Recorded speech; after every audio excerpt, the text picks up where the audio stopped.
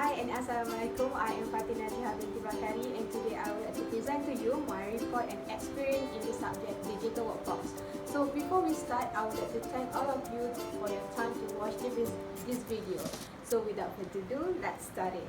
So as we know that we need to register at least 5 platforms for this project. So I decided to choose Freelancer, Upwork, People Per Hour, Fiverr and LinkedIn. After that, we need to complete all the profile in all the platforms before we're going to find jobs in every platform. I found out in order to complete all the profiles, we need to submit certain information needed by the platform such as our name, background of study, experience, our past job and others. Every platform has different requirement and process of registration.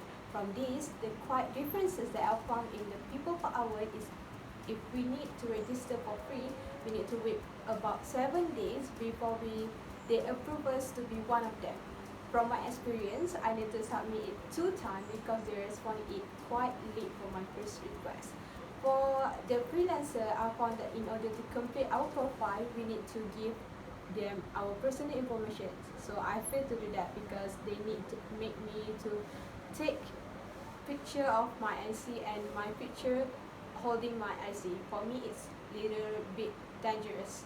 Other is we need to attend an examination to complete 20% of our profile. But it's not a big problem because they only need 90% of profile to be complete before we find or beating a job in the platforms. Next is about registrations of people. In order to fulfill the requirements of every platform, all of the platforms that I registered is international platform. So in order to complete and to easy the process of transferring our payment, we need to register PayPal as a middleman for the payment. So as we know, PayPal Holding is an American company operating a worldwide online payment system that support online money transfer and serve as an electronic alternative to traditional paper method like checks and money order. So the next step to complete this task is bidding and work applications. To bid work in every platform, we need to develop a cover letter or proposal based on employers' requirement. This is the chance that we have in order to convince employers to see us as their target employee. So this is the example of proposal that I have made before. But first of all, we need to read the work description to see whether the job is suitable or not with us before we apply it. As we can see, I put several information in my proposal. Some of the employers didn't state the information that they need, so we need to be creative and smart on how we need to propose them. The freelancer have the same feature with the Upwork in terms of bidding the jobs. So the difference that I found at Fiverr is we need to sell our gig. For example, we are in the area of graphic designing and make a lot of logo, business card, flyers and so on. In this platform, we need to do is the design first and sell it to some price. For Fiverr already set a lower limitations of price that we can sell our gig. So for this subject, students must at least bid and joining contest in total of 15. Each of the bid and contest joined by the student must be recorded in the logbook. The logbook must contain date, work or job title, and also the work or job URL. The purpose of the logbook is to make sure that the students record each task and also to ease the lecturer to conduct and check the students' performance in all the platforms. As you can see, here is my logbook of bidding and contest. The total of my biddings and contest is 61, which is 46 bidding and 15 of contests. For the project awarded, I didn't manage to win and complete project or contest this semester. It is hard to win the project and contest in the platform because as we know, there are a lot of people that having a good experience and good rating in all the platforms. Most of the project creator must have more trust on the freelancer that have a good rating in the platform.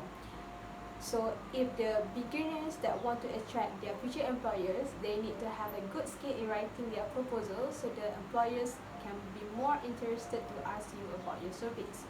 One of the things that the beginners can do is joining a lot of contests. It is easier way to the employers to see your talent.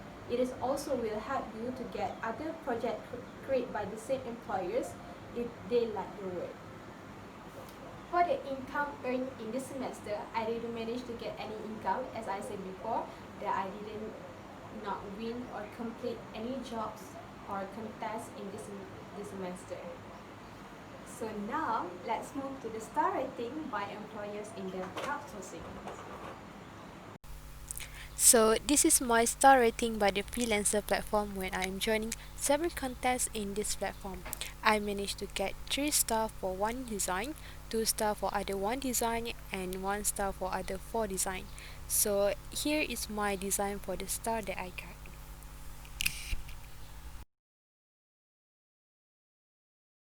So now we move to the descriptions of experience. By performing these tasks, I have so many experience that I never get in other place. For me, working in online system is not as easy as we can imagine. There is a lot of time that we need to be focused on the platform so that the future employers know how serious and committed we are in order to get a job in all the platform. The things that I also learned in doing this task is how we persuade people to hire us as their employee. By just looking at our proposal, we need to have a skill in writing the proposal so that the content creator is interested to hire us as their employee, not just for the project but also for the future project. That's all from me. I hope you guys give